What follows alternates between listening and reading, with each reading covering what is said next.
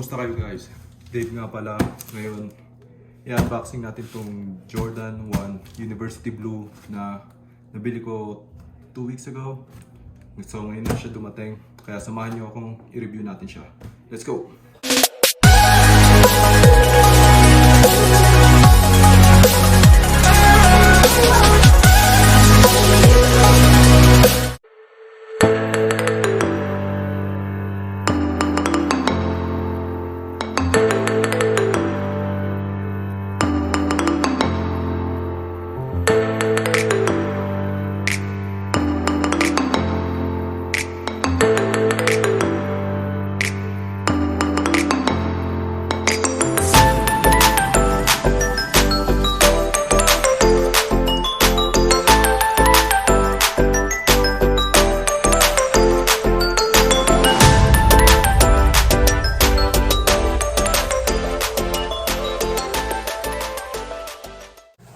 So ito na nga guys, ito na yung Jordan 1 University Blue na galing siyang StockX. So kung napapansin nyo, pag bibili kayo ng pair sa StockX, lagi nila nilalagay yung authentication tag nila sa left side. Hindi ko alam kung bakit, siguro part yun ng SOP nila, pero yun nga guys. So maganda yung colorway niya, napakasimple. Ang napansin ko lang sa shoe na to, etong part na to, medyo ano siya, medyo magaspang. Hindi katulad ng ibang Jordan, like ng Jordan 1 Mocha na medyo makinis yung nandito. Pero maganda naman siya tingnan, bagay siya. So yun nga, ito guys, tip ko lang sa inyo, kung bibili kayo ng shoe, especially ng Jordan, make sure na i-check nyo yung every angle ng shoe, especially yung stitching or like yung suede. Kasi yung suede mahirap talaga kunyari may damage, mahirap talaga i-repair yan. Pero yun nga, make sure na i-check nyo na walang damage yung stitching, walang overlap ng glue. Kasi alam nyo naman, naapektuhan yung value pag may damage yung shoe. Tsaka may libre siyang lace. So yun nga, kasi yung ibang tao, ang gusto nila sa shoe nila, mix and match. Yung iba gusto nila black yung shoelace dito, and then yung iba naman blue yung shoelace. Well, depende naman sa tao yung kung ano yung gusto mong forma, di ba? So, ang gusto ko lang sa sapatos na to is napakasimple ng colorway niya. Kasi gusto ko yung mga simple lang yung colorway kasi madali siyang formahan. Kaya yun. Pero, yun.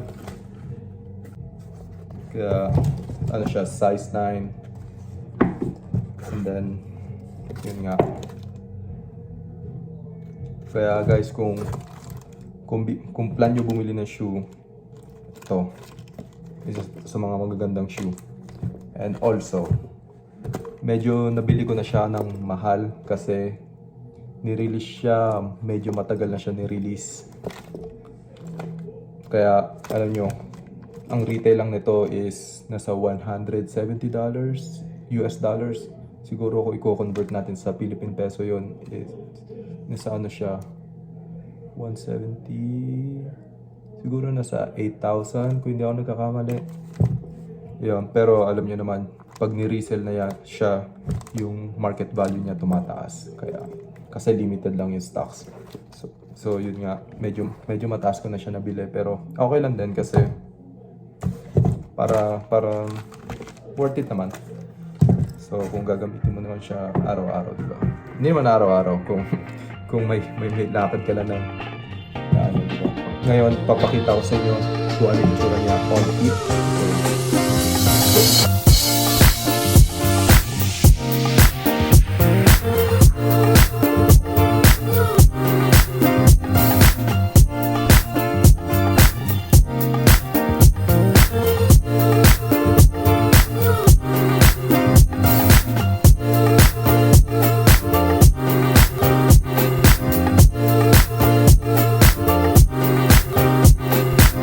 I'm in love with your love.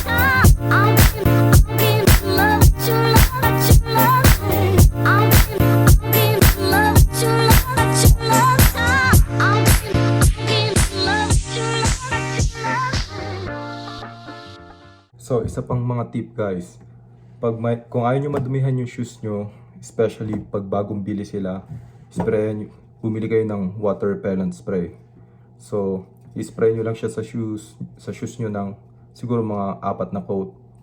Pwede na siguro yun.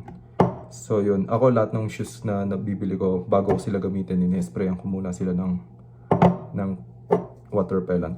Mga siguro 3 or 4 na coat, pwede na. Okay na siguro yun.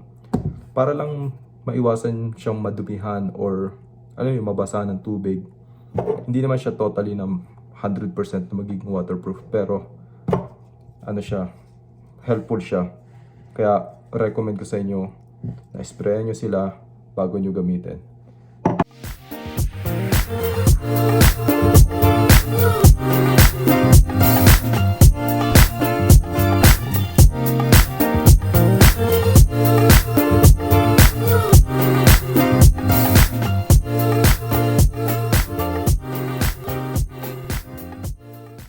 So, yun na nga yung kabuuan ng video natin sa pag-review ng Jordan 1 University Blue.